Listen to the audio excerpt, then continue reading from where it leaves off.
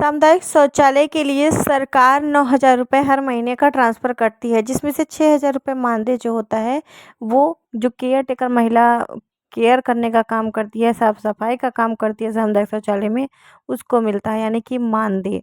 कुछ लोगों के यहाँ पर सवाल आ रहे थे, इन्हीं के सवाल आए हुए थे, जो स्क्रीन पर आपको शो हो रहा होगा, स्क्रीनशॉट शेयर कर देंगे। इन्होंने बोला हुआ है कि समूह के अध्यक्ष, सचिव, अध्यक्ष और कोषाध्यक्ष मिलकर खा रही हैं पैसा, ऐसे में चोरी ज़्यादा होती है। केयर टेकर को लेकर के इन्होंने केयर टेकर हैं जो कि इन्होंने कमेंट किया है कुछ इस तरीके से। अब हम आपको बताएंगे इसके बारे में कि इनके क्या कमेंट के सच्चाई है आधार पर ही इसकी। यहाँ पर हम बात करेंगे। तो देखिए, पहली बात तो सब जगह पर ऐसा नहीं होता है कि अध्यक्ष और कोषाध्यक्ष या सचिव या कोई भी पदाधिकारी या 3 पदाधिकारी होती हैं जो कि पैसे निकालने के लिए काम इनका होता है केयर टेकर का। और मानदेय में से अगर पैसा आपका लिया जा रहा है तब तो इसमें प्रॉब्लम है। अगर आपको मानदेय पूरा नहीं मिल रहा है, यानी कि 6,000 रुपये अगर आपको पूरा नहीं मिल रहा है, तो आपको इसकी शिकायत करनी चाहिए। वो कहाँ करनी है वो भी हम आपको बताएंगे। हालांकि अगर वो जो 3,000 रुपये एक्स्ट्रा हैं उसकी बात आप कर रही हैं, क्योंकि आपने यहाँ पर क्लियर नहीं किया है कि आपके मानदेय में से पैसा लिया जा रहा है या फिर जो सामग्री के लिए 3,000 रुपये एक्स्ट्रा आते हैं उस इसकी बात आपने की है कि उस पैसे को महिलाएं खा रही हैं, यानी कि उसका इस्तेमाल कर रही हैं किसी भी कारण से। तो ये बात आपने की, ये बात आपने क्लियर नहीं की है, लेकिन फिर भी हम दोनों तरीका आपको बताएंगे। अगर उस पैसे का इस्तेमाल किया जा रहा है या फिर मानदेय का इस्तेमाल किया जाए। अगर मानदेय का इस्तेमाल आपका किया जा रहा है, आपको पूरा पैसा नहीं दिया जा रहा है, लेकिन मुझे ये समझ में नहीं आता कि पूरा पैसा मिलता कैसे नहीं है, क्योंकि या तो ट्रांसफ़र ही आपका खाते में नहीं किया जा रहा है पूरा 6,000 रुपये, है ना। 6,000 से कम आप ट्रांसफ़र करवाइए मत। और कैश तो दिया नहीं जाता है केयर टेकर को। हमारे इधर तो यही नियम है कि केयर टेकर को कैश नहीं दिया जाता है, डायरेक्ट समूह के खाते से उसके खाते में ट्रांसफ़र किया जाता है पैसा, है ना।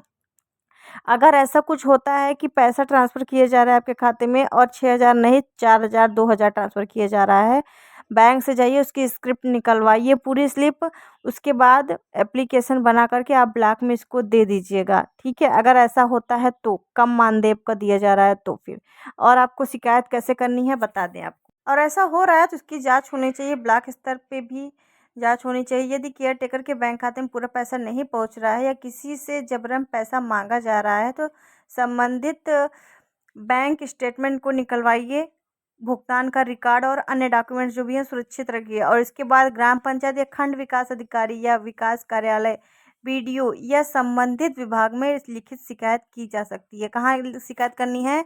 बीडीओ के पास एक एप्लीकेशन देना है और ये जो बैंक का रिकॉर्ड है, स्टेटमेंट है, उसको निकलवा करके उसको देना है। इससे आपके पास प्रूफ रहेगा कि मेरे खाते में इतना ही पैसा ट्रांसफ़र किया जा रहा है। अब वो चाहे अध्यक्ष, सचिव, कोषाध्यक्ष के द्वारा हो, चाहे ग्राम प्रधान के माध्यम से हो। कभी कभी ग्राम प्रधान भी पैसा कम ट्रांसफ़र करते हैं, ऐसी भी स्थिति देखने को मिलती है। पहले आप ये जानकारी ले लीजिए कि समूह के खाते में पूरा पैसा आ भी रहा है कि नहीं आ रहा है। ग्राम प्रधान भी कभी कभी अपनी मनमानी करते हैं, जो कि कई जगह देखा गया, हमारे इधर भी यही होता है कि पैसा पूरा नहीं ट्रांसफ़र करते हैं। तो अगर ग्राम प्रधान की तरफ से है तो फिर उनको, उनके लिए शिकायत करनी चाहिए। और अगर समूह की तरफ से है या समूह नहीं दे रहा है, पैसा पूरा आ रहा है फिर भी नहीं दे रहा है आपको, तो उनकी शिकायत करनी चाहिए। हालाँकि ऐसा होता नहीं है, आपने बताया है, हो सकता है हो रहा है तभी आपने बोला है आप परेशान हैं। तो इस तरीके से आप शिकायत कर सकते हैं। पहले अपने समूह से ज़रूर एक बार लेकिन बात कर लीजिएगा कि क्या बात है, उससे आपको पता चल जाएगा क्लियर। अब मान लेते हैं कि जो 3,000 रुपये आ रहा है आपका सामग्री के लिए साफ-सफाई की, वो तो समूह के खाते में ही रहता है। और जो खरीदारी कमेटी आपके समूह में बनी होती है, वो जाती है सामान खरीदने के लिए और सामान खरीद करके आपको लाती है, देती है उस पैसे का। और बात रही कि हर महीने 3,000 रुपये नहीं खर्च होते हैं, ये बात तो सही है, हर महीने 3,000 खर्च नहीं होते हैं, क्योंकि वो बिजली का बिल जमा करने के लिए हो गया, पानी का बिल जमा करने के लिए हो गया, और साथ ही साथ जैसे टूट-फूट कोई चीज़ टूट गई, मरम्मत करना है, तो उसके लिए पैसा वो पड़ा रहता है समूह के खाते में। जब ज़रूरत पड़ती है तो महिलाएँ उस पैसे को निकालती हैं और इस्तेमाल करती हैं। मान लीजिए दरवाज़ा टूट गया तो पैसा ज़्यादा लगेगा ना, खराब हो गया, सड़ गया, दूसरा लगवाना पड़ेगा, तो दरवाज़ा लगवाने में ज़्यादा पैसा लगेगा। अब वही 3-3 हज़ार करके जो पैसा इकट्ठा हुआ है, वही पैसा निकाल करके फिर इकट्ठे दरवाजे में पैसा लग जाएगा। या टंकी खराब हो गई या मोटर खराब हो गया, कभी-कभी ऐसी चीज़ें होती हैं जो खराब हो जाती हैं, महँगी चीज़ें, तो वो सब इसी पैसे से तो इस्तेमाल किया जाएगा, ठीक है। तो अगर 3,000 वाली बात है तो उसके लिए आपको कुछ नहीं करना है वैसे तो।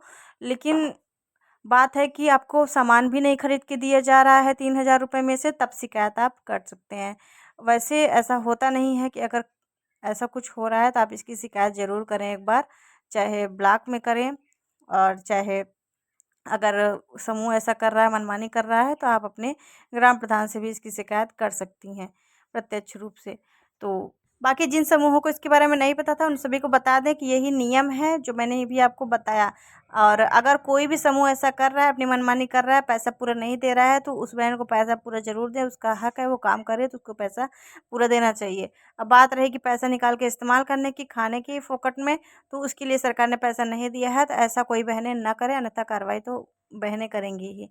इसलिए ऐसा कुछ ना करें। सभी समूह को यही हम कहना चाहेंगे, जो भी समूह ऐसा कर रहे हैं गलती। साथ ही साथ इस वीडियो को शेयर करें। चलो।